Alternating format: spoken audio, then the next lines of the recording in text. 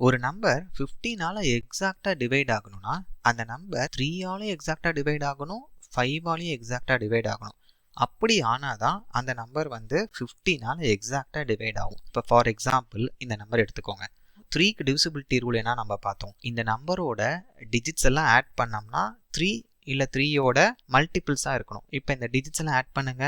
So 5 + 4 9, 9 + 3 12, 12 + 2 14, 14 + 1 15. So 15 வந்து 3ஆல எக்ஸாக்டாக divide ஆகும். அப்போ இந்த நம்பர் 3ஆல எக்ஸாக்டாக டிவைட் ஆகும். இப்போ டிவிசிபிலிட்டி ரூல் ஃபார் 5 என்னது? ஒரு நம்பரோட லாஸ்ட் டிஜிட் 0 இல்லை 5ஆ இருக்கணும். கரெக்டுங்களா? அப்போ இந்த நம்பரோட லாஸ்ட் டிஜிட் என்னவா இருக்கு? 5ஆ இருக்கு. அப்படிங்கிறப்ப இந்த நம்பர் 5ஆலையும் எக்ஸாக்டாக டிவைட் ஆகும். ஸோ இந்த நம்பர் 3ஆலையும் எக்ஸாக்டாக ஆகுது, 5ஆலையும் எக்ஸாக்டாக டிவைட் ஆகுது.